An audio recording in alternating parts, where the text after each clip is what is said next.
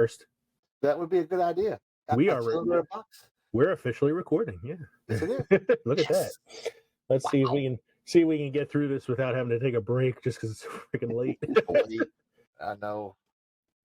So, welcome everybody to episode 71 of Films and Fermentation. That's right. We are Films and Fermentation, a movie and alcohol podcast. I'm Leo.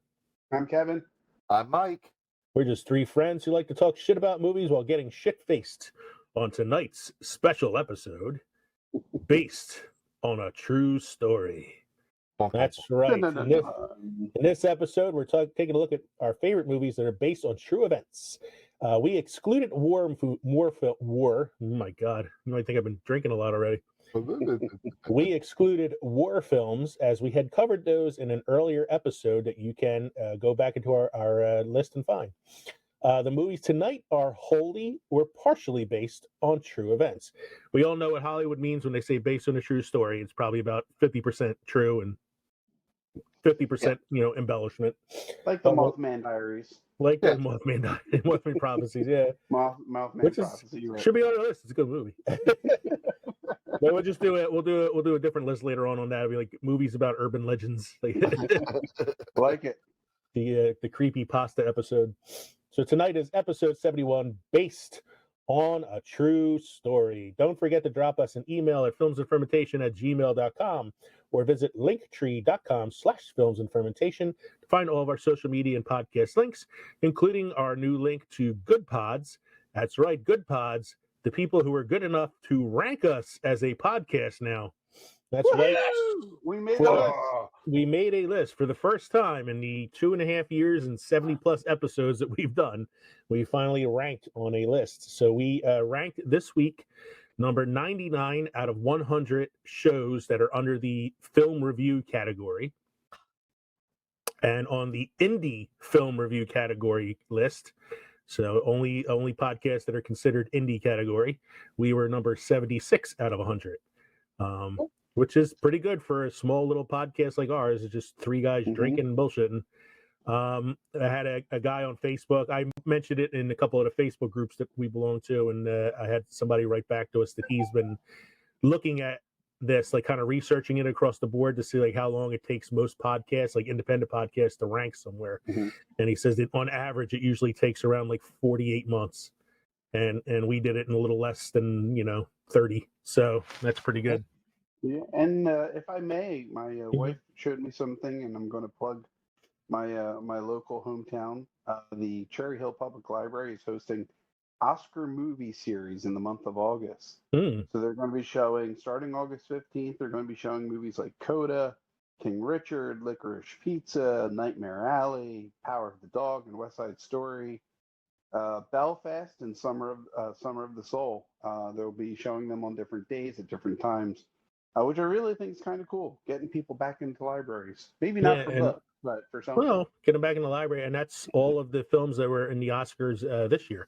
Yep. Yeah. So trying to get them in for a current take on the Oscars. So we ranked for the first time. I'm happy about that. Hopefully we stay on the lists, down the line. Maybe eventually we can make the list of just indie podcasts and not just film review indie podcasts, like the overall general category for indie podcasts. But we had a few Baby steps. We had a few people on Facebook wish us congratulations and stuff.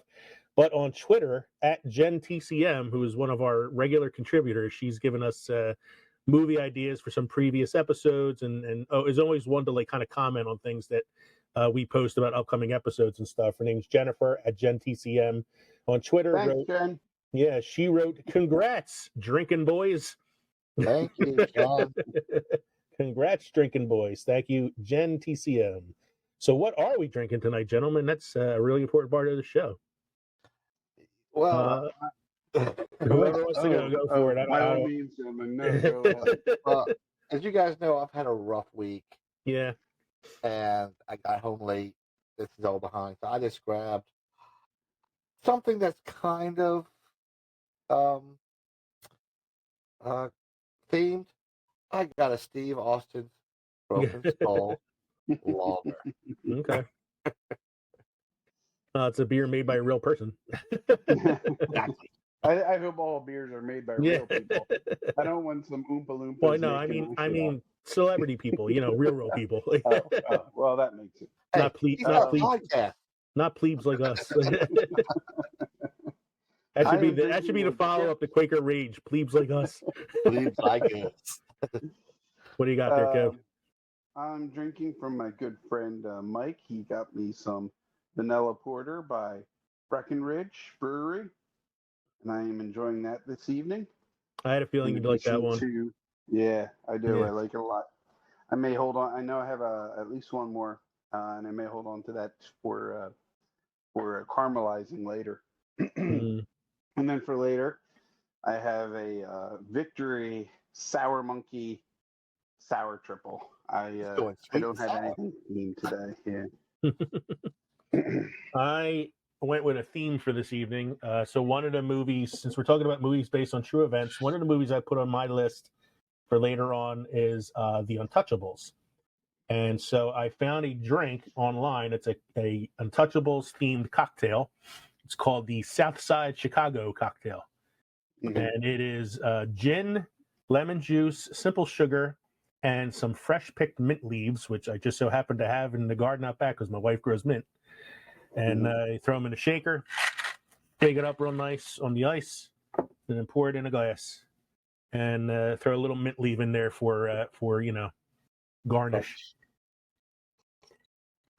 I've never had sweet, bitter, and like sour all at the same time, but that's what this is. It's sweet, it's bitter, and very minty. It didn't say how many mint leaves to put in, so I think I went a little overboard. 20.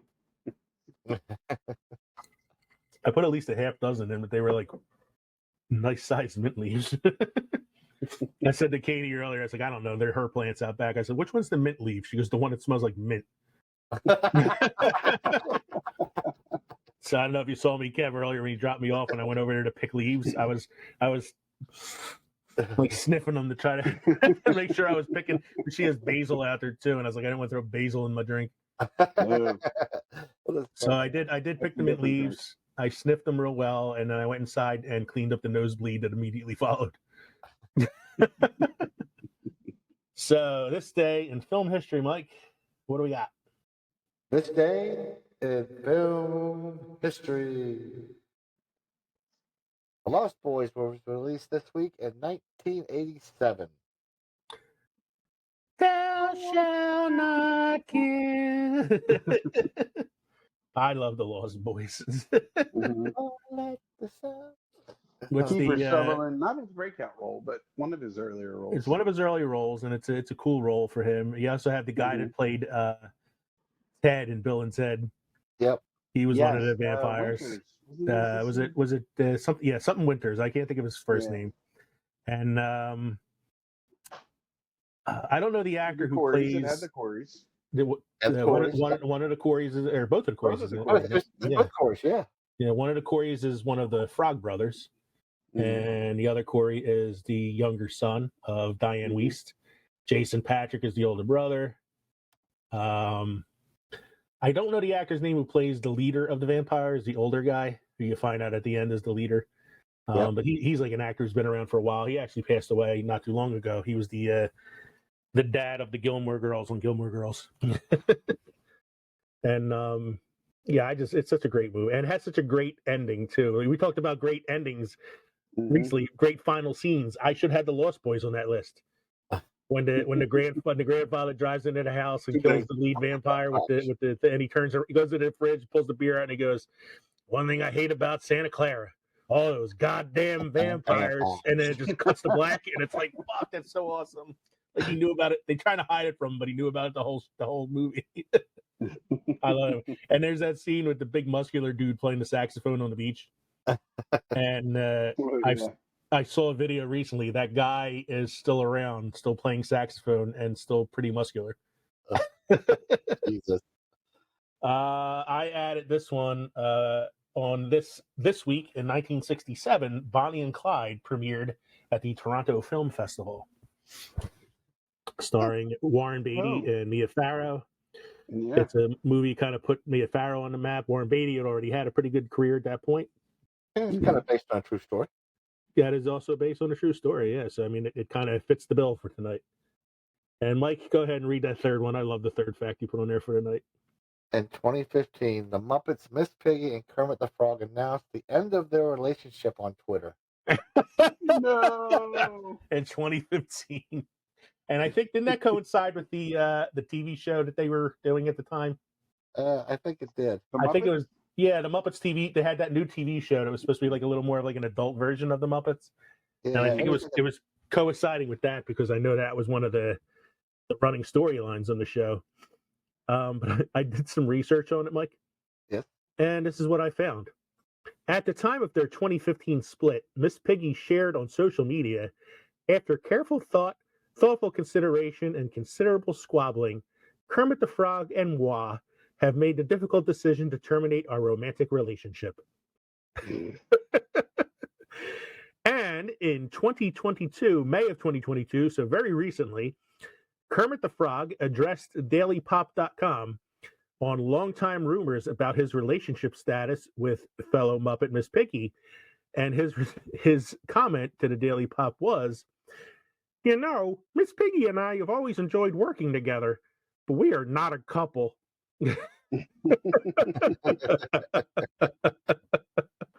So 7 years later, they still have not, Gotten back I together. do They're not not like the new reconciled. voice of Kermit the Frog. I hear him doing promotions and stuff now. Whoever's voicing Kermit is bad. It's not great. Yeah, I No. always bring up Family Guy. And there was a Family Guy episode where Peter makes a comment and he's like, "Yeah, it's kind of like those new voice actors they got to play Kermit and Fozzie on the Muppets." And they do a cutaway and you see Kermit and he's like, "Damn, Fozzie." and then Fozzie's like, "I know, Kermit. Waka, waka, waka."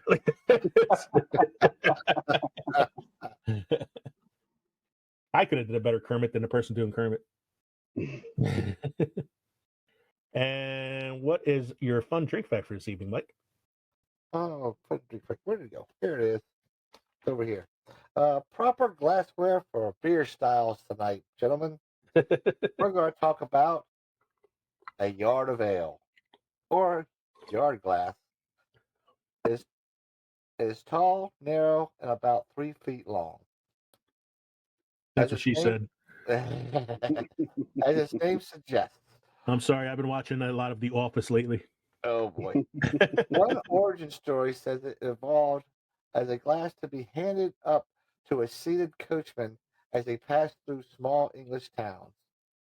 There is a particular skill involved in drinking from one without wearing its contents, and is still seen as a rite of passage for many college students in the UK. There's your yard glass. That's what I was hoping for. Somebody to show it. Yes, there's your ale yard glass. So if you're watching us on YouTube, we have a picture up there now. If not, just Google ale yard glass, and it's very easy to find. That's what I thought. It has like a bulbous bottom. Yeah. Like me. The glass is usually held around 3 imperial pints, or about 1,700 milliliters. Kind of reminds me of, I know it's actually smaller, but it reminds me of the towers that they have at Chicky and Pete's. Yeah. You get the beer tower with the spigot on the bottom. Yeah. I miss them. Do they still have them? I don't know. I haven't been there in a really, really long time. Chicky and Pete's in a while.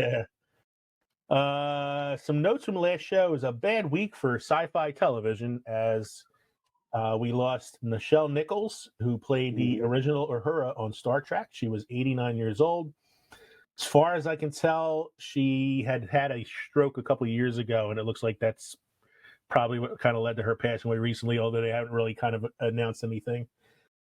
We all know the famous story about how she almost left Star Trek back when it was on TV, and it was Martin Luther King who told her not to, because he was, she was giving hope to little black girls out there everywhere that you can be something as special as Uhura was on Star Trek. Right. Great story, and I always enjoyed her performances. I always liked her in some of the later movies too, like The Voyage Home and things like that. Mm-hmm. And we also lost Bernard Cribbins, who was better known as Wilfred Mott on Doctor Who. He was the grandfather of Donna Noble, who was the third companion of David Tennant's 10th Doctor. Yep. And he had actually made a few solo appearances on the show. In fact, he was a major part of the 10th Doctor's regeneration episode. I think he was like 90. Yeah, he was 93. Yeah. So bad week for sci-fi actors. Last month was the bad month for mafia actors. It's a bad month for sci-fi actors. Last week I was talking about the D&D film that's being released. It's called Dungeons and Dragons: Honor Among Thieves, and I said it starred Chris Klein, but I was mistaken. It stars Chris Pine, who played Kirk in the new Star Trek films. Chris Klein, of course, was Oz from the American Pie films, and that would be a totally different film. And I don't even know if he's still acting. But it's like straight DVD, Sharknado type stuff. Dungeons and Dragons is Honor Among Thieves, or taking a Uncharted title? Yeah, it's called Honor Among Thieves. Oh, wow. Yeah. Bless you. And lastly, I brought up this because this is like a big story online this week, is the Batgirl fiasco. So WB and DCEU Studios were producing a Batgirl film. They had $90 million invested in it and were already in post-production. And it was shown online via some pictures that I found that Michael Keaton was making his return as Batman in the film. And for some reason, something to do with like tax rebates or something, the new corporate setup at WB decided to scrap the project after putting $90 million into it. Yeah, to get the tax money back. To get the tax money back on it. And that's like such a fucking shame for the actors involved. And it's like, so in other words, what a waste. They watch the producers. Yeah. Now, what made me want to talk about it is I remember a couple weeks ago talking about Ezra Miller as the Flash and whether or not they were bringing him back.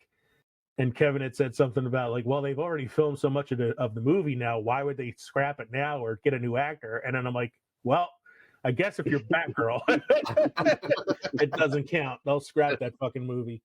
I also read something earlier that the DCEU is looking to reboot a lot of their franchises and try to do a 10-year plan like Marvel did. And I'm like, it's too little, too late, man. Like, they may need to wait 5 to 6 years. Yeah, I think you might need to wait until people start getting a little tired of Marvel before you try to reboot DC again. People are just like, is this another reboot?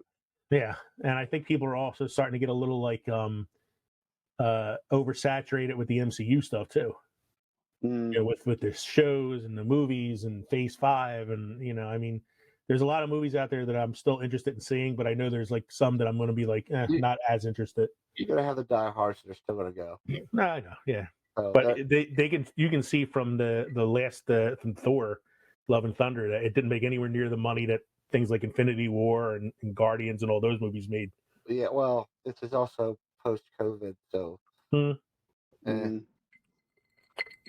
were just waiting for it to come out on Disney Plus. I don't know. I mean, I went to the theater. There haven't been many big Marvel movies that came out post-COVID. I mean, Black Widow came out, and that didn't get the numbers that they were hoping for. And but they also did Disney Plus real quick. But they also did that like simultaneous release with Black Widow, which I think kind of killed it. Right. I mean, they did the HBO Max release plus the theatrical release, or was it Disney Plus or something like that? No, Disney Plus, but they held off a few weeks. Not really. No, it was like almost simultaneously. Yeah, and now I know that like with the Thor film and with Doctor Strange, there's a 45-day window. They they leave it in the theater for 45 days, and then they promote it on Disney Plus.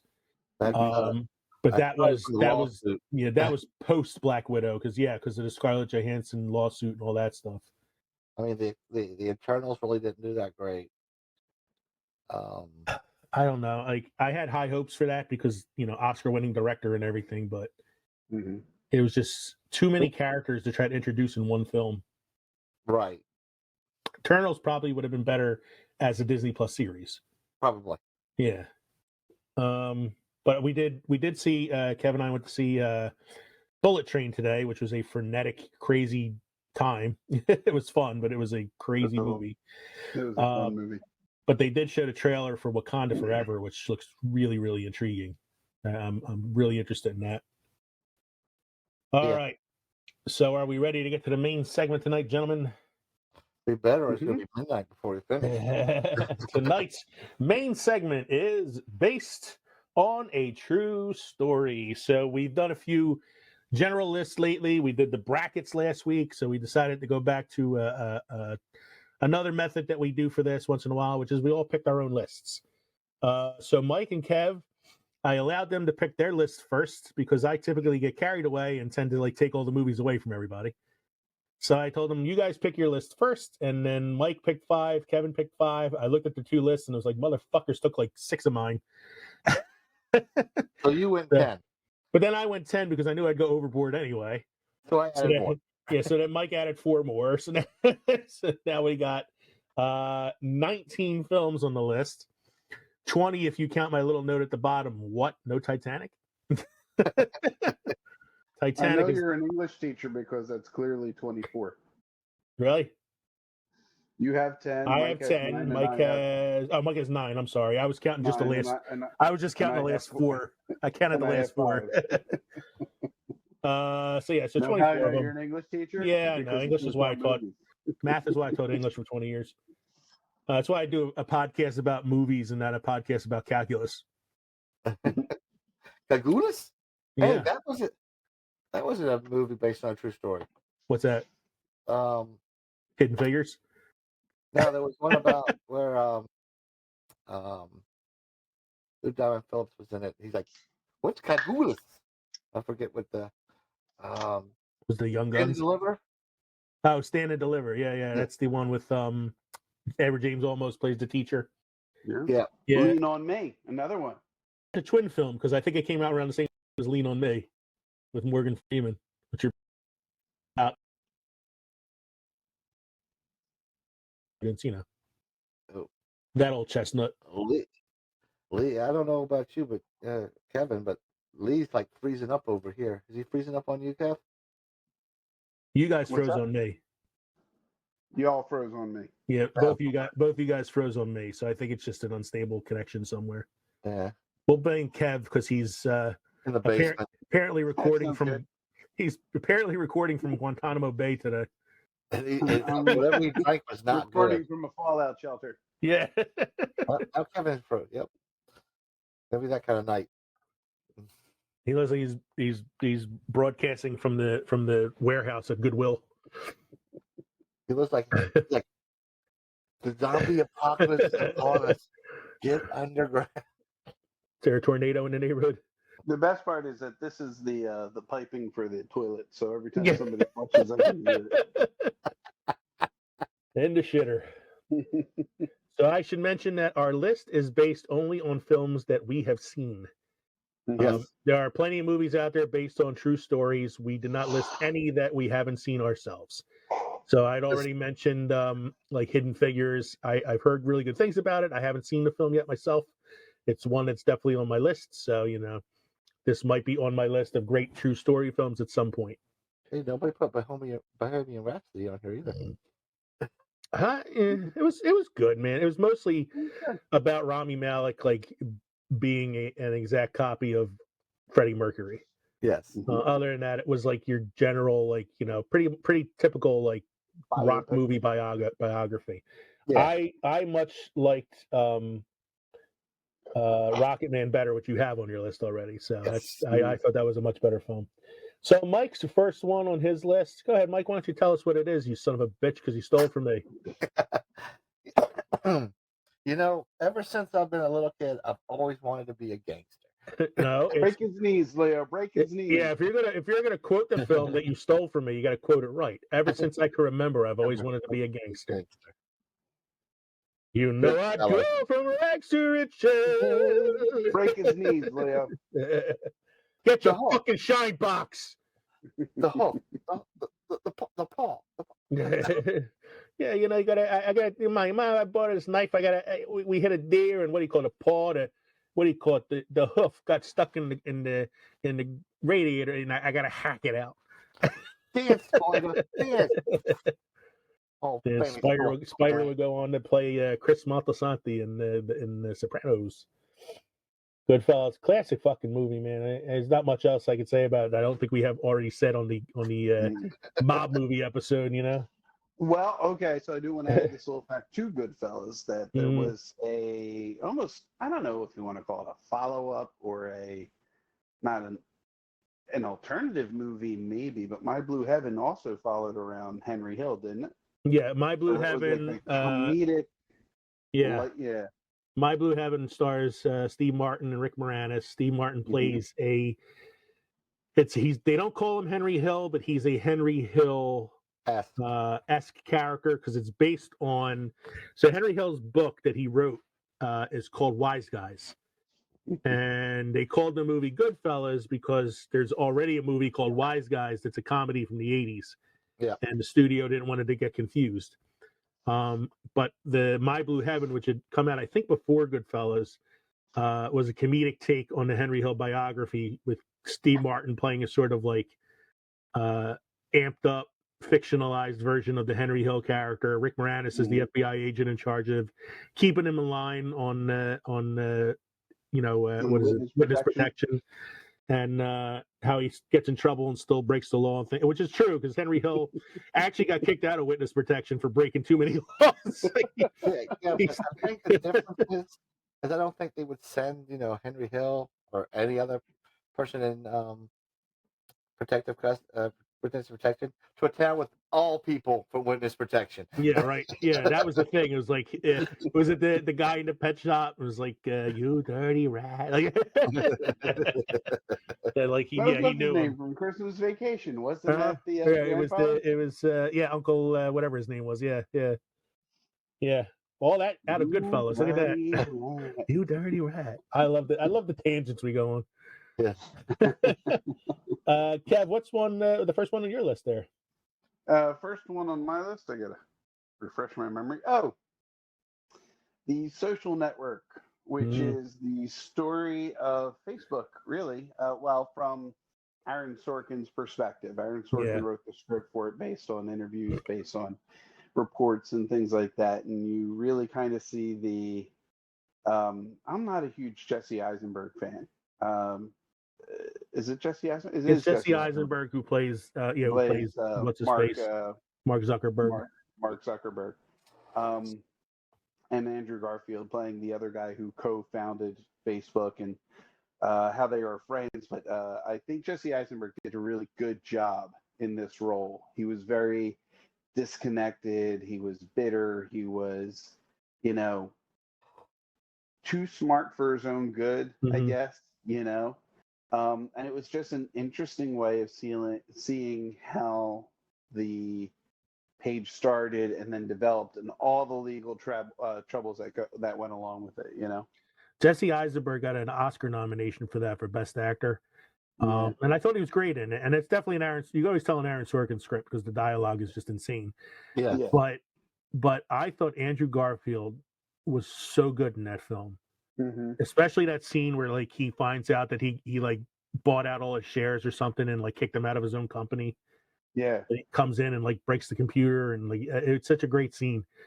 And one of my favorite things is the Winklevoss twins. Yes. Who are both played by Armie Hammer, who is not a very well-known actor at the time. So people actually thought that it was being played by twin brothers. Yeah. It was so well shot. Yeah, it was really well done the way they added them in. And before his troubles with the law, where he's apparently now a cannibal or something. Justin Timberlake did a good job as he was founder of Napster. Yeah, I don't remember the character's name, but yeah. He tells him the Victoria's Secret story. Yeah. My first one on the list is the movie that I got my drink idea for tonight. I'm drinking the Southside Chicago cocktail, which deals with the South Side of Chicago, which is where our story takes place in the Untouchables. Now, when I say this is based on true events, I mean the names are kind of the same. But it is really, really taking liberties with the true events of this story of Elliot Ness and his crusade to take down Al Capone. Glorified. It's glorified. It's definitely glorified. For one, Most of the surrounding characters were fictionalized. Elliot Ness was a real guy, but the other guys around him weren't. He had a larger task force than that. Frank Nitti did not get killed when Elliot Ness threw him off the top of the courthouse.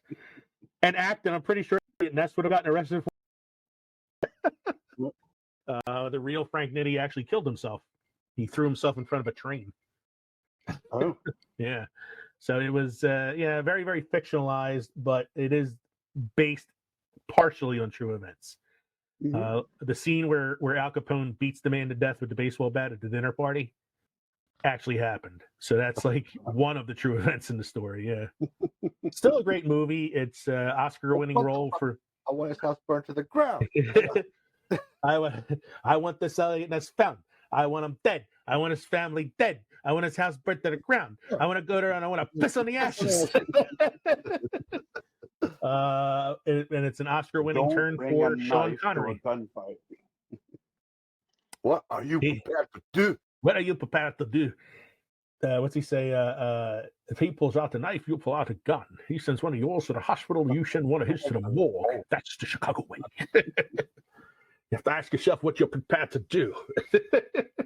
I love the scene where they're trying to get the information out of the bookkeeper, and he won't talk to him. Yeah. So he goes outside, he picks up the dead body, puts the gun in the mouth, and blows his brains out. And he walks in and he's like, and don't let him clean himself up until he gives you what you need. I protest. The Mountie. You're not from Chicago. The second one on Mike's list is We Are Marshall, which I think we talked about this one before with like football films, I believe, right? Football film, yeah. This is when the football team plane crashed and killed 99% of the team, and they have to they go out and recruit more kids, and they have to get the NCAA to allow freshmen to actually play football for the first year. So how Marshall got the football team back. And it's an early dramatic role for Matthew McConaughey. Yeah. It's a very early role for no, not Denzel Washington. No. That was Remember the Titans. Remember the Titans. Oh. Which is not on any of our lists, and that should be on somebody's list for good. Anthony Mackie was one of the football stars that actually lived. He didn't go on the team flight for that. I did not know that. Adam Sandler. Adam Sandler. You're thinking of the Waterboy. Jesus Christ! We are Marshall. Matthew McConaughey, Matthew Fox, Anthony Mackie, Ian McShane, David Strathairn, Kate Mara, January Jones, etc. I think I saw the Fighting Titans. So remember the Titans, and it's funny, none of us put that on our list, and that should probably be on a list. Probably. Remember the Titans is a great football film. Again, another movie that kind of takes liberties because from what I've read, it was Disneyized. It was very Disney-fied because the coach really wasn't that great a guy. But We Are Marshall is it's a decent film. It's one of those films that kind of exploits a tragedy a little bit because well, one of the former Eagles came from Marshall. He wore number 75 because that's how many people died. How many people died on the plane crash? It was Vinny Curry, yeah. Next one on Kevin's list. It's a great movie, man. So Kevin and I were talking about this earlier because like we're not doing war films. He's like, but I put Tombstone on there. I'm like, it's not a war film, it's a western. Go for it. And it is very. And I think we talked about that episode because this was the one that came out the same year as Wyatt Earp with Kevin Costner. Yeah. And if I had my choice, I'm going Tombstone 100% of the time. Yeah. Now, despite Dennis Quaid's looking a lot like the way Doc Holliday did look, oh my God, he looks so awful. I still think Val Kilmer did a magnificent job playing Doc Holliday. I'm your Huckleberry. Yeah. And Kurt Russell, Kurt Russell's great. And he took over the directing, of the movie. You think about the four main characters, the Earps and Doc.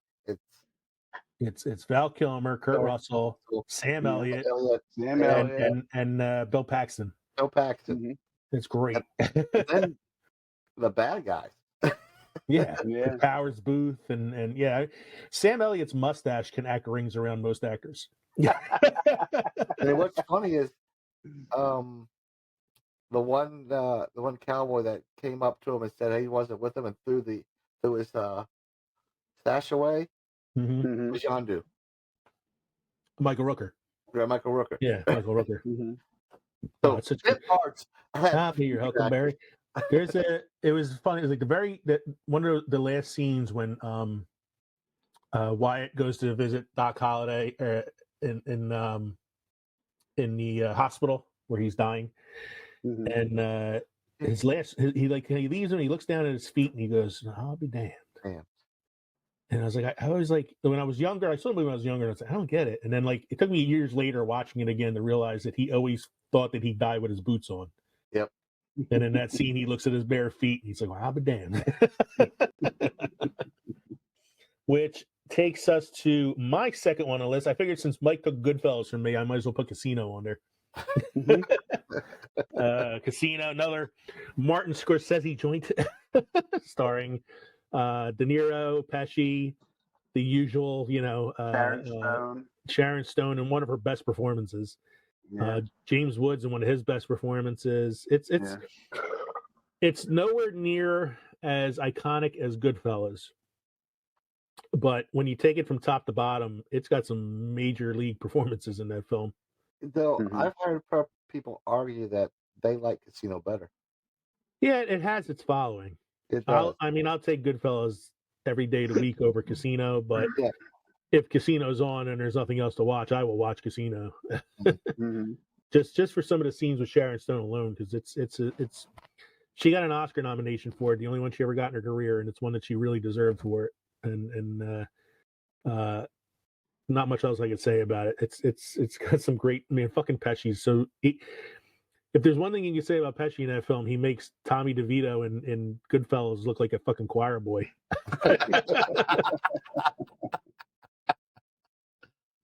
What do we got next on Mike's? Oh yeah, this is the other one you took from me. Oh, really? I was so ready to put this on my list. Surprised. Yeah, I was. I was so ready to put this on my list because I didn't think anybody else was going to pick it. Oh, because it's such an obscure like '90s sci-fi film. I'm like, there's no way I'm anybody else but me has seen this. I've seen like 3 or 4 times. I've seen it. I know. It's like Fire in the Sky. Fire in the Sky. D.B. Sweeney. He's the one that got best known for The Cutting Edge. Yes. So this one is based on a true story of alien abduction. What's it called? A Close Encounter of the Fourth Kind. Yeah, like he gets experimented on. A group of them, a group of loggers are coming down after work, and they see a thing in the sky, and he goes out, checks it out, and he's gone for like 4 or 5 days. Yeah. And then shows up. The book was based off of was called Communion. I want to say that was the name of the book that it was based off of. Because there's a film called Communion, which stars Christopher Walken, and it's a similar story, and that's based on the book Communion. Fire in the Sky is actually a book called Fire in the Sky. Written by the guy who got abducted. Yeah, they're both movies have very similar topics. Communion was in the 80s, and Fire in the Sky was like early 90s. Mm-hmm. But I remember Fire in the Sky, man, fucking freaked me out, and it wasn't advertised as a horror film, and it probably should have been. That movie freaked the shit out of me. That scene where he gets like I think it's like honey or syrup or something like drips on his head while he's like under the table, and he has a flashback to being like wrapped up in this like alien goo that he can't breathe in and shit. And I'm like, oh man, that's so fucking creepy. I gotta rewatch that. I haven't seen that shit in so long. I definitely gotta rewatch that. So if you haven't seen it out there, take it. Fire in the Sky, man. If you're into aliens and abductions and stuff like that. Underrated film, man. Like a film that kind of gets forgotten. Fire with D.B. Sweeney. I don't remember who else was in that film. I feel like it was a bunch of like guys that were like, they were popular at the time. Yeah, popular in the 90s. So this came out in 1993, which is the same year Jurassic Park came out. So that's kind of why it probably got forgotten. D.B. Sweeney, Robert Patrick, who was the T-1000 in Terminator 2. Right. Peter Berg, who I know he's been in a million different things. He's like one of those character actors you see in a lot of different shit. Henry Thomas, I know his name. He was in E.T. That's Elliot. Yeah. Elliot and E.T. was in Henry Thomas, and so it's like a bunch of guys that are like James Garner's in it. Yeah. Peter Berg was in I know his name. I just can't think of like what movie I might have seen him in. But yeah, they're all guys that are kind of like 90s character actors. Yeah. Yeah. So next on the list here we got Kevin. What's the third? You stole this one from me as well. So go for your third one on your list there. The Wolf of Wall Street, which was another Martin Scorsese joint. Another Martin Scorsese. It starred. Hold on. What's his name? This kid. Yeah, the one that was in Titanic. DiCaprio. That's right. That guy? Margot Robbie. Well, talk about a debut that really put your name on the map. Margot Robbie in that movie. Man. Holy shit. Speaking of Margot Robbie, I saw something the other day that would make you depressed. What's that? That Lady Gaga's going to be the Harley Quinn in the new Joker movie? No, that Margot Robbie is the same age as Hermione. Yeah. Yeah, she's early like 30s. Yeah. Same year, same age, exactly. Yeah. She looks old. Jonah Hill was in it. Jonah Hill's great in that fucking movie. Jonah Hill was great. I love the one scene where he goes up to Leonardo DiCaprio and goes, "So, how much you make last month?" And he's like, $70,000. He goes, "No, seriously, how much you make?" He goes, "I told you, $70,000." He's like, "You show me a pay stub that says that you made that much in that, and I'll quit and I'll work for you right now." And then in the very next scene, he's on the phone and he's like, "Hey, Joe, I quit." He's like, "Yeah, everything's all right. I quit." I like the scene where the father they get the father to come on as the accountant of the company, and he comes barging into the office and he's like, "You spent $32,000 on a fucking lunch. What the fuck cost $32,000?" And DiCaprio's like, "Well, Dad, we had to get like the appetizers and stuff. Right? The appetizers." Jonah Hill goes, "Yeah, a lot of appetizers." And he goes, $32,000 worth? What, they cure fucking cancer?" And Jonah Hill's like, "Yeah, they did. They did cure fucking cancer. It cost so much money." Oh, that kind of segues into your next one, doesn't it? A little bit, yeah. So it's like Wolf of Wall Street. I actually just watched it again recently because it is an entertaining movie, but it's one of those like Scorsese based on real events movies where it's kind of like, are you trying to teach a lesson or are you glorifying it? Because he makes it look a lot of fun, but at the same time, I'm doing both. Yes, but at the same time, I know it's supposed to be a cautionary tale. So yeah, it does segue into my third one, which is Moneyball, which stars Jonah Hill and Brad Pitt. Yep. Early role for Chris Pratt as he plays one of the ball players in the film. Yeah. One of the last roles of Philip Seymour Hoffman. Yeah. He plays the coach of the A's. It's weird. You would think a film like a baseball film about numbers wouldn't be that interesting, but I'll be damned if it's not a very interesting, like kind of fun movie to watch. Yeah. It actually has some moments. Buying hits. Yeah, buying hits. You're buying hits, and it's like Jonah Hill does a really great role. It plays a really great role in it, and his role is one role in the film that's sort of fictionalized. So he's based on the guy that came up with the idea of analytics, but the real guy didn't want himself portrayed in the film, so they changed it into this character that Jonah Hill plays. But otherwise, Billy Bean's a real character that Brad Pitt plays and all that stuff, and it's it's about as fun a movie about math as you can have. They make the math interesting by throwing a couple baseballs around. I love it. Yeah, it's a very entertaining film. Next one on Mike's list is this the because I know there's a few versions of the Alamo. This is the John Wayne version. I was going to say it has to be John Wayne if it's you. Because there's one with like Billy Bob Thornton that didn't come out too long ago. That's the remake, and I haven't even seen that one. No, I mean it's the Alamo. It is iconic. Remember the Alamo. Remember the Alamo. Mhm. It's about there's true characters in it, but it's of course it's dramatized, but I liked it. I liked it. I thought it was a pretty good movie. It's a long ass movie. It's a long movie, and it's a movie that, like, for the time, had like some pretty well-known actors in it. I mean, you had John Wayne, of course, as Davy Crockett. You have Richard Widmark, who was a pretty big actor at the time, playing Jim Bowie. And they Yeah, had Frankie Avalon, who was a he was the kid. teeny bopper singer at the time. It was kind of like one of those things where, like, like casting Justin Timberlake in a role to try to get the kids out there. Let's get Frankie Avalon to play in the Alamo. Well, his character was only neighbors back home only live 4 or 5 miles apart from Davy. I was gonna say, man, yeah, nothing says like a fighter at the Alamo like an Italian boy from Jersey. He played a Tennessean. Yeah, I know. That's what's even worse. He played a Tennessean. They also had, what was his name? Patrick Wayne. Patrick Wayne, Lawrence Harvey. Yeah. Trying to see who played Sam Houston. 'Cause he was known for his Western chops back then. I don't see Yeah, him. let's see him on the list here. I know. He wasn't in it a lot. Just at the beginning and near the end. Yeah.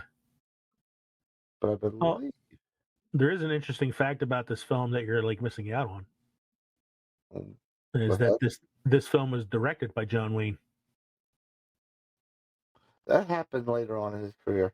Well, this is 1960, so yeah, 1960 he started. I think this might be probably the first film he directed. But yeah, John Wayne directed The Alamo and starred in it. What do you know? Well, of course. Come on now. So he did Blood Alley as a director in 1955, The Alamo in 1960, The Comancheros, The Green Berets, and Big Jake. He has 5 directing credits, kind of like spread out over his career. So, next one on Kevin's list. Here it is. Richard Boone. Okay, yeah. Sam Houston. Yeah, I've heard his name before. He was Have Gun Will Travel back in the day. Okay. Way back in the day. Go ahead, Kev. What's your next one there? The Blind Side. Talk about talk about fictionalized life stories. Yeah. But it was a good story. movie. Sandra Bullock, Quentin Aaron, Tim McGraw. Tim McGraw in a role that he was so unrecognizable. I didn't even know it was Tim McGraw at first.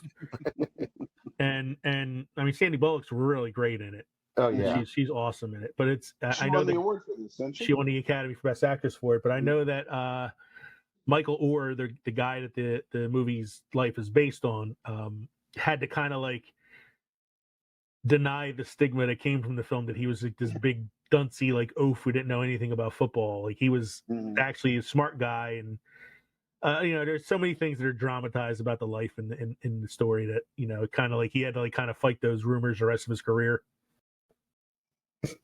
It's still a good movie. yeah. It's good. It's fun just to watch it for Sandra Bullock and the little boy. Oh yeah, who negotiates all the scouts.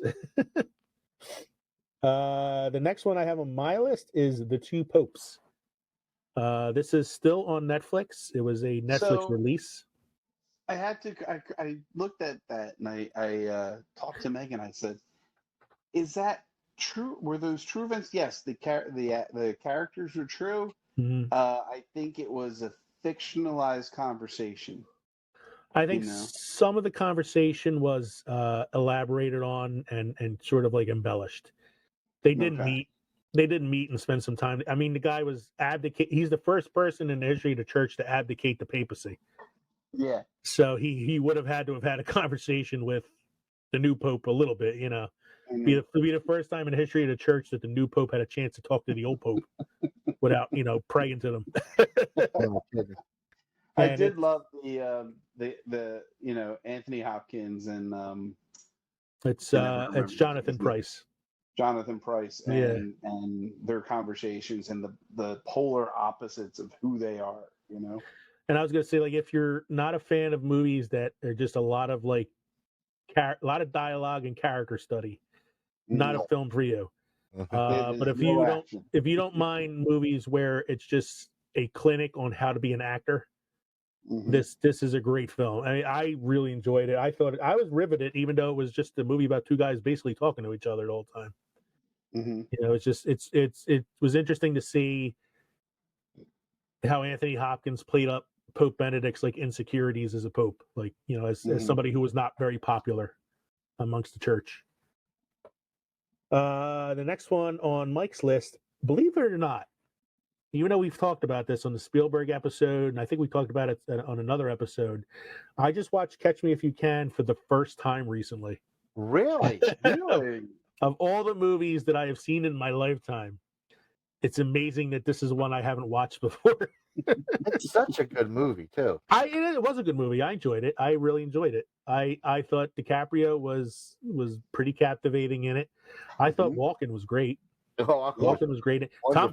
Tom Hanks was so against type in that film. Which is why I'm also surprised you hadn't seen it since because it's Christopher Walken. I know. And I don't know what it was. It was like always like a film that was like on like the Spielberg list, but I was like, I don't know. It just never it appealed to me as much as other Spielberg films did. But I'm like, you know what? I'm gonna have to watch this eventually because I know it's gonna come up in conversation at some point. And here it does tonight. But I looked it up online afterwards, and I was really disappointed to find out that Tom Hanks' character wasn't a real person. No. He was a conglomerate of other people like put into one character, which upset me because the last, one of the graphics that comes up on the end is that they're still friends to this day. Yeah. And I'm like, what? He's friends with an imaginary character? Like that's cause for therapy. No, but it was still an entertaining film. I like some of the cameos from some of the actresses in the film. Yeah, Amy Adams. I think Amy that Adams, might have been one of her first roles. One of her first roles. Jennifer Garner. Not Charlize Theron. My bad. Never mind. Jennifer Garner has a small role in it. One of the stewardesses on the plane on the first time he pretends to be a pilot. I think it was one of the actresses from like Grey's Anatomy or something. Makes like a brief appearance in it, but I don't remember who it was. But yeah, I enjoyed it. Martin Sheen plays he's the father, Amy Adams' father. Yeah. No, it was really good. I like the scene with Tom Hanks where the two other FBI agents are like, "How come you never laughed? How come you never like tell a joke?" And he's like, "Oh, you guys want to hear a joke? Okay, knock knock. Who's there? Go fuck yourself." And that prompted me to do a Google search. How often has Tom Hanks used the F word in his films? Because I don't feel like it happens that often. No. And I actually found a website that had an extensive list of all the F words that he had said in his films. What we got next here? Oh, my list, right? Or no, Kev's list. Kev's list. My list. Yes. American Gangster. Great fucking I had to movie. rewatch this one. It was awesome with Russell Crowe and Denzel. And Denzel's rise to power in Harlem. I want to say it was Harlem. I know it was New York. Yeah, it was Harlem. The mob. Yeah. It's a pretty violent movie, crazy movie. I saw it when it first came out, and I was like, "Yeah, it's a great movie." I hadn't seen it in a while. I actually just rewatched it myself recently, just for shits and giggles, because I was like, I haven't seen it in such a long time. And I know, I got to look it up. I know Russell Crowe originally wasn't supposed to play the detective character. Really? Somebody else was, I want to say somebody else was slated, and then for scheduling purposes or whatever, they couldn't do it. So yeah, you got Denzel, Russell Crowe, Chiwetel Ejiofor, Josh Brolin. Who was it was Idris Elba was the one guy that he kills in the middle of the street. Yep. Cuba Gooding, one of his earliest roles. Yeah, Cuba Gooding was one. I think it was like definitely one of his first like American roles. Mm-hmm. Cuba Gooding Jr. in it in a small role. Now I'm not going to be able to find this now. Look at this. Russell Crowe and James Gandolfini was offered a role in the film but turned it down. Wow. That was Benicio del Toro. Well, shit. Benicio del Toro was supposed to play the role, and I think because of scheduling or whatever, they got Russell Crowe. Whatever. I thought Russell Crowe was great.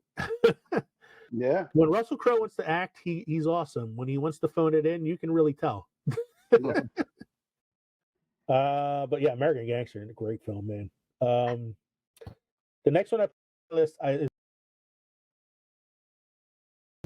Oscar films that was nominated this year, and it's Belfast, which was written, directed by Kenneth Branagh, Mm-hmm. and it was based on his life growing up in Northern Ireland, particularly in Belfast, and being a Catholic family living on a Protestant street. And it was pretty rough. The movie opens with him like playing ball in the streets with his friends, and all of a sudden, an army of Catholics come down the street with bats and Molotov cocktails, and they start bombing the homes of the Protestants. And that's like the first 5 minutes of the film. Great roles from Judi Dench playing his grandmother in the film. The little boy who plays young Kenneth Branagh is awesome, and it's only an hour and a half. Very, very quick watch. And it's a great film. If you haven't seen it, I highly recommend it. Let's go back to Mike's list now. Miracle. Miracle. Do you believe in miracles? The U.S. hockey team beat Russia. Not even for the gold at that point. That's the thing. Like, the people who look back on it, like, forget that they still had to play another team after that. Yeah, but the big deal was beating the Russians. Beating the Russians because they were the powerhouse team. The Russians ended up getting the bronze that year, but the United States had to beat, I think it was Norway. Yeah, in the finals, and I mean, yeah, they won the gold, but it wouldn't have happened if they hadn't beat the Russians in the first place. That's why when you always played on classic NES, you played Blades of Steel. You always played as Russia. That's right. Yeah. Blades of Steel, or was it Blades of Steel? What's the one I'm thinking of where you had the skinny team that was real fast, and then there was like the fat team that were strong but they were real slow. And I thought it was just ice hockey on the original. I don't remember what that. I think that's Blades of Steel, and then I don't fucking remember. There was the Blades of Steel there where you can fight the other guy. You can throw down your gloves and just start. Yeah, you always play as Russia. That was part of it, yeah. Didn't they do that in the Swingers? Oh no, they're playing NHL hockey in Swingers, and the guy's like, "Yeah, I always win the Stanley Cup with this team." He's like, "Yeah, because you play it on easy." But no, Miracle is talk about a great Kurt Russell role. Yeah, kind of like yeah, I know, like kind of. I was gonna say kind of like a departure for him. So he's not playing a Kurt Russell type character. Mm-mm. I'm looking at the cast, and like other than him, man, it's not a really well known cast. No, I mean I've seen. I mean, it's Patricia Clarkson. I saw Eddie Cahill. He used to be in like NCIS New York. Yeah, Noah Emmerich is a character actor who's been in a few films. Mitchell's the same type of that. Yeah, Patricia Clarkson's a pretty well known actress, but other than that, like, I don't think there's too many guys in here that were. I think that was kind of like the director's like mission too, was to kind of like get actors that aren't like super well known, so they don't kind of distract from the story itself. Other than Kurt Russell, because you have to have some known actor in it. I scroll down too far and it goes more like this. Invincible. Just on the list. Rudy. I don't could have know. done the whole thing of based on true, sports. Yeah, we should have said no sports. Yeah. We should have no sports films because we already did like a football episode, a baseball episode. Yeah. I got one more sports movie on mine. What's the next one on Kev's list there? Oh, Kev added to. Hey, what? Yeah, Kev added to. I don't know why you guys didn't see them. They were just there. I thought about putting this one on my list, the one that you added, letter F. and then I changed my mind on it. So why don't you go ahead and talk about it then? So this is A Beautiful Mind. Yep. Another Russell Crowe. Russell Crowe joint. This is It's a Ridley Scott film. Well, not really Scott. This is Ron Howard. Ron Howard, this one. Yeah. Where he plays a mathematician, John Nash, right? Not very. He's. I mean, to watch him, you'd think he may be on the spectrum. He's not good at socializing or social events. And then as the movie progresses, you see he is really great at finding patterns and cryptography. But it also comes at a price. He suffers from mental illness. I don't know if I'd classify it as schizophrenia or not, but I think so, because it is like he's seeing hallucinations and that's why I wasn't sure if like you would say he's on the spectrum or if it was just like the schizophrenia that kind of made him the way he was. It could have been a combination of schizophrenia and being on the spectrum, the spectrum adding to his academic ability, his smarts, and then just the schizophrenia which hindered him, I thought of another one I didn't put on my list that I probably could have put on there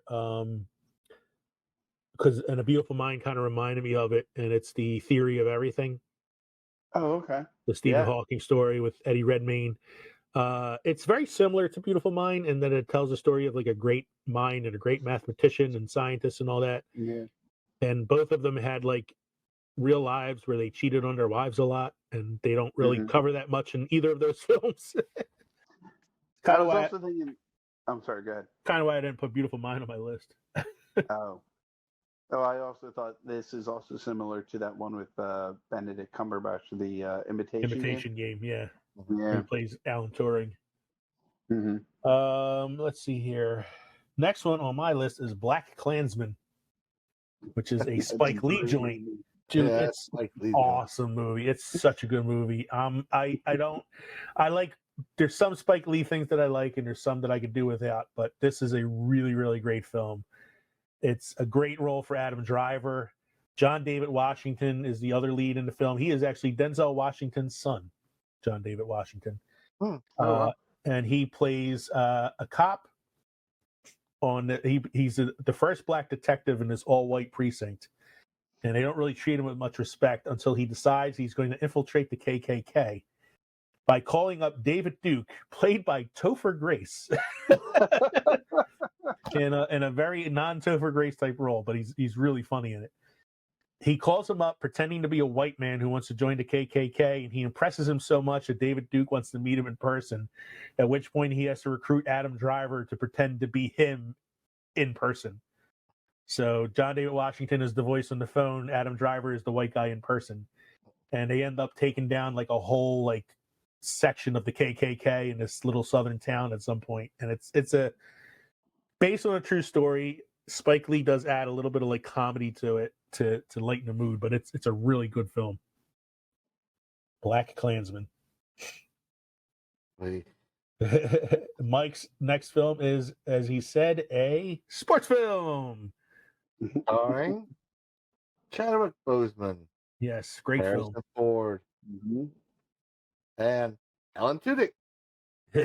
Oh man, in a very bad role. Terrible Alan Tudyk role. Yeah. We're talking 42, the Jackie Robinson story. It was a really good movie, and Chadwick Boseman was really good in it. I tell you, who was great in it was Harrison Ford. Oh yeah, in a very non-Harrison Ford role as Branch Rickey. But yeah, that Alan Tudyk scene, man, like, and he was a Philly. Yeah, hard to watch. Hard to watch. I had a teacher at my school recently show this film to the kids after reading the Jackie Robinson story with them. Okay. And they really liked it. They really enjoyed it. Oh, it's a good film. Yeah, it's really and man, I can't talk about Chadwick Boseman anymore now without feeling pretty upset every time I talk about him. Yeah. Because it's like such a talent wasted. Gone too soon. The next one on Kev's list that he added. What? This was there. I can't help it. You guys Dude. can't read it. It's late enough. Stop adding shit. What are you talking about? I'm trying to get to the end. I'm trying to delete stuff off here. Come on.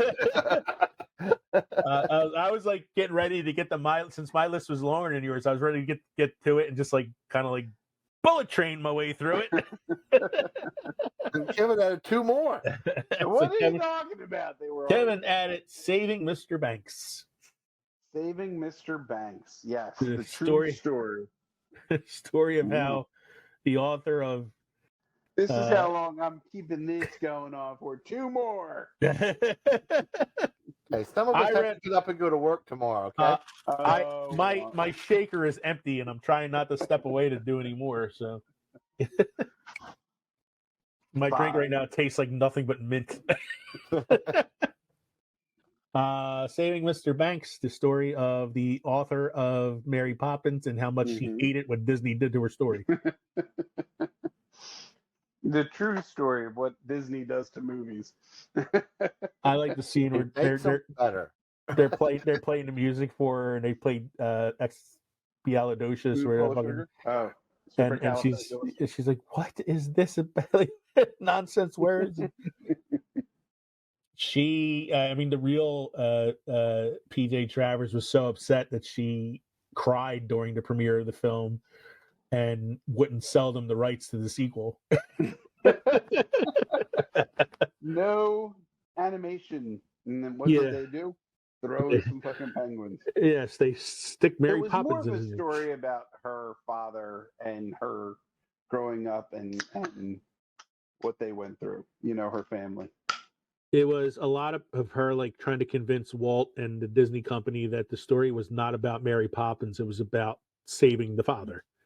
Right. Mr. Banks, the father. Yeah. And, which is what happens at the end of... Yeah, ultimately, that's what happens at the end of the film. So it's kind of like, yeah, she won in a little way. But they do kind of glorify it at the end there that she's like happy with what she sees, but in reality, she was not all that happy with it. Disney-fied a Disney, yeah. So the next one on my list is one of the best films I've seen this year so far. It was up for Academy Awards for Best Picture and Best Actor, Andrew Garfield, Tick, Tick, Boom, a musical extravaganza about John Larson, who is the author and playwright of the hit musical Rent. And it tells the story. Stop adding fucking movies to the list, man. You keep adding. I'm going to have to stop because I have to go take a leak. So you need to keep going. Let's get through this. The field is take the field off there.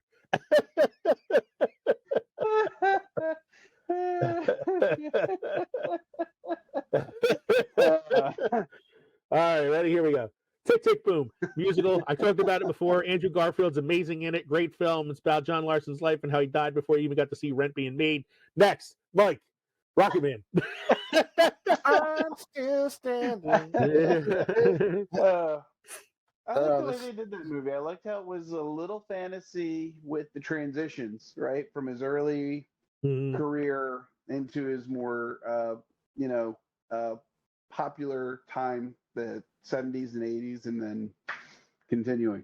And a lot of it had to do with Elton John being involved in the project. Like he said, he wanted it to be more like a fantasy because that's what musicals should be. I did like how they took the guy that played Elton and put him in the video at the end. Yeah, they superimposed him in the I'm Still Standing video. Yeah. And he should have got a fucking nomination. I'm sorry. Yeah, he was. Taron Egerton, he was fucking amazing in that film. Yeah, like he sang the songs. Rami Malek didn't sing the songs in Bohemian Rhapsody. I'm sorry. But who can sing like? But I'm saying, like, he did a great impression of Freddie Mercury. He looked like him. He got all the elements of his performance down. But Taron Egerton, man, was fucking amazing in that film. He was amazing. Next on Kev's list, let's get to the end before he adds more. JFK. JFK, a Oliver Stone joint. It was an Oliver Stone movie. It was one of the Oliver Stone movies that got some recognition at the Academy Awards. It had Kevin Costner as the prosecutor that I can't think of his name.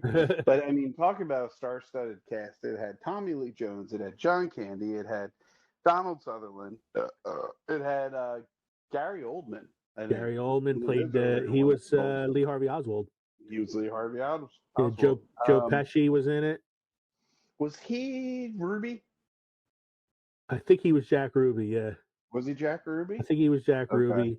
Kevin Bacon's in it in a small role.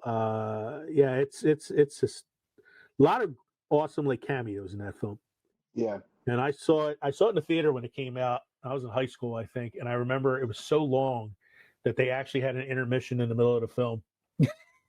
Oh wow. Yeah, which was good because I really had to pee after that giant ass soda. I remember it was a 2 cassette. When you purchased it, it was 2 cassettes. Which a lot of those films were back in the day. Yeah, Titanic was. I remember buying the cassette for Kenneth Branagh's Hamlet. That was 3 cassettes. Oh my God. JFK. Now JFK is a great. It's a real embellished movie because Oliver Stone loves his conspiracy theories.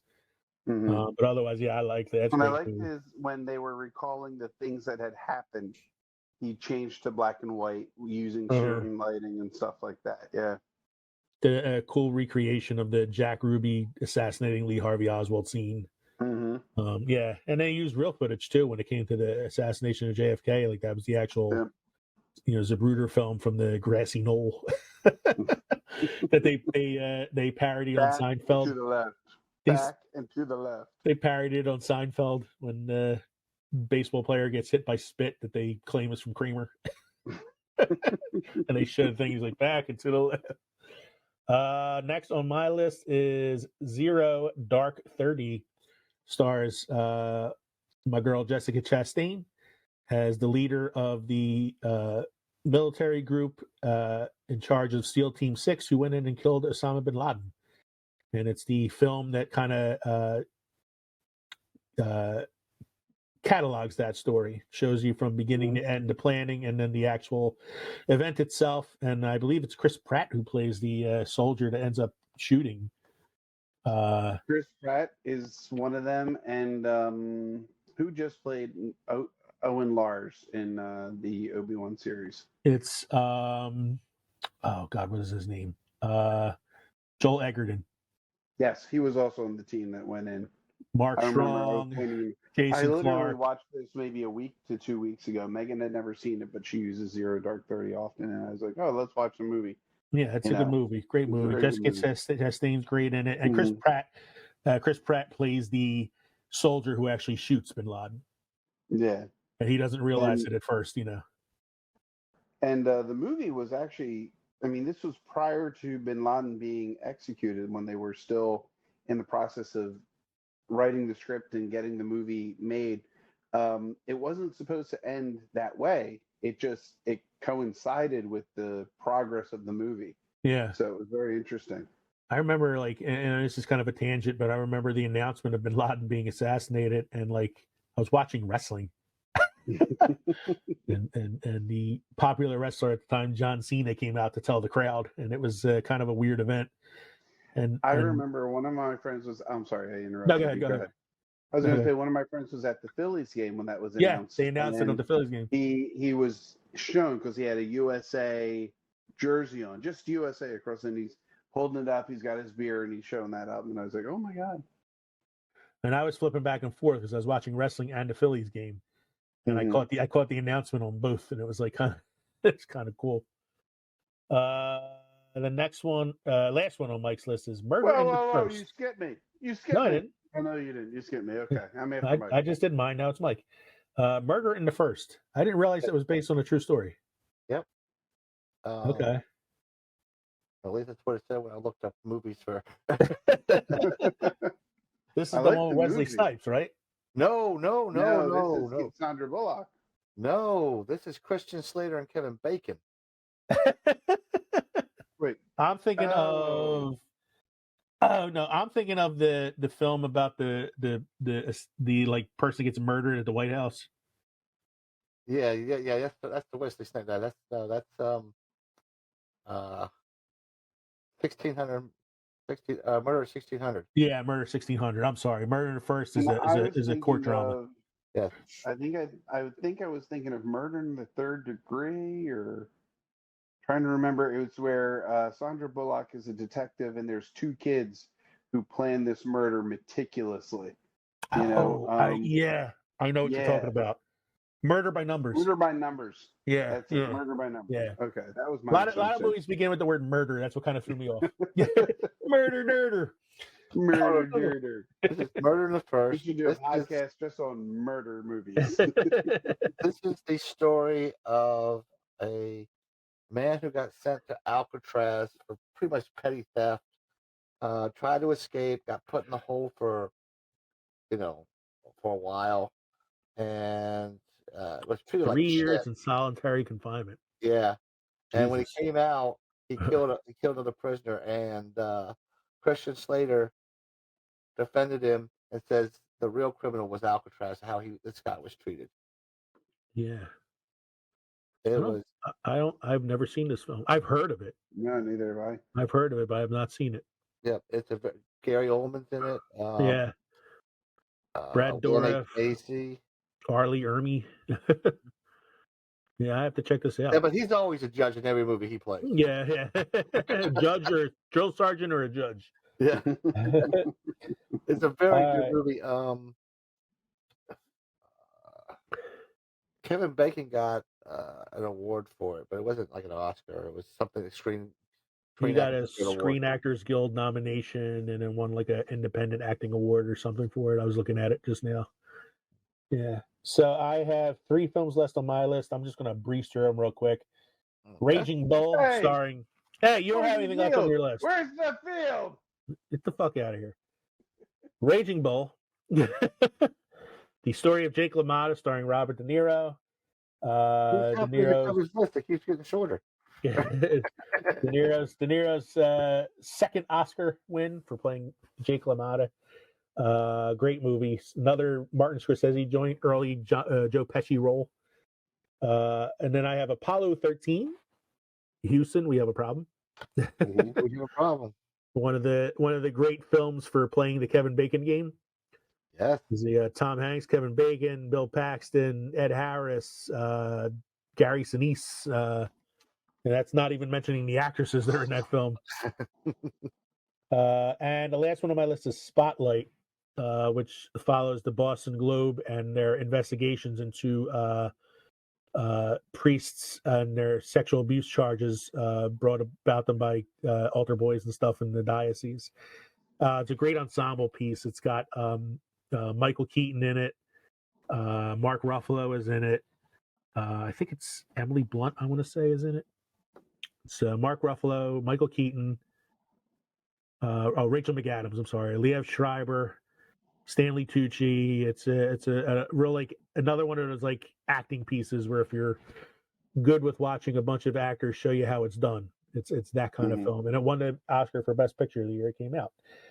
Now, I had 2 not sures down here. I wanted to put The King's Speech and Braveheart on there, but I was like, we said no war films. And I know, like, The King's Speech, even though it's not really about the war, it takes place during World War II. So I kind of took it off there because for that reason. And in Braveheart, I mean, it's kind of a war film, I guess. Well, it's more of well, we know William Wallace was real, but it's more like a Robin Hood type. Yeah, it's embellished because it's written by Randall Wallace, who's his descendant. Right. The real hero in the liberation of Scotland was Robert the Bruce. So Robert the Bruce. You know, you should read about him. I wrote what? No Titanic. I almost put what? No Pearl Harbor, but we said no war films anyway. So I just said what? No Titanic. None of us put Titanic on our list.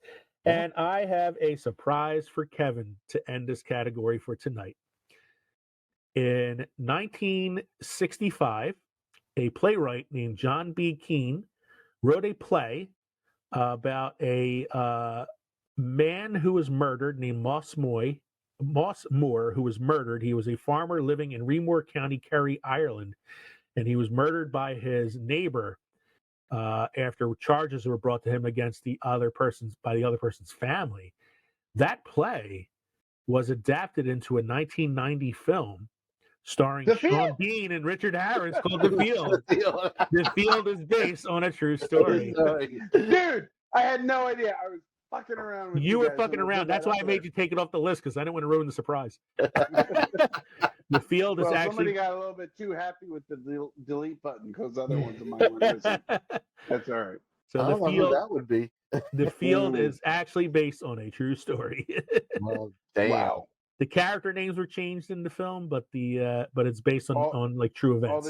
All the sheep's identities were All the sheep's identities were hidden. They were trying to protect the innocent, because some of the sheep's fell off the cliff too. So I rewatched the scene today too, because it's so funny. But it's like it was cows and sheep, and after the hysterical like camera angle of him falling off the cliff, you see him falling, and then you see a bunch of cows and sheep falling with him, and it's like it's like lemons. Shouldn't laugh that much at a death scene, but it's like it's pretty hilarious. So yeah, I'll tell you guys, I was between JFK and Lincoln, but Lincoln could kind of be tied to a war movie because it is the Civil War. Yeah, it's a Civil War, but it's right. I really couldn't wait to tell you that Field fact. I wanted to tell you in the car today. And I was like, no, I can't. I got to save it for tonight. It's too good. That It's was too pretty good. funny. The Field is based on a true story. For anybody out there listening, if you don't know what we're talking about, you should go back to our first season. It's one of our earlier episodes. It's the first episode where we brought out the bracket. Yeah. It's the first bracket episode where we did Sean Bean death scenes. And in one early Sean Bean film called The Field, he is killed when he is driven off a cliff by a stampede of sheep and cows. And it did not win the bracket. And it did not win the bracket, but it has been in Kevin's memories ever since. So whenever you hear Kevin bring up The Field, that is why. Kevin brings up The Field, then we bring up you corned beef drinking motherfucker. Corned beef drinking motherfucker. So, Mike, you have any beer wisdom for us this evening? Beer wisdom, I sure do. An American walks an average of 900 miles per year and drinks an average of 22 gallons of beer. That's about 41 miles per gallon. Almost as good as a Prius. That ain't me. I don't walk that many miles in a year. If only we could get cars that ran on beer. I think a lot of people would be stranded on the side of the road and hungover.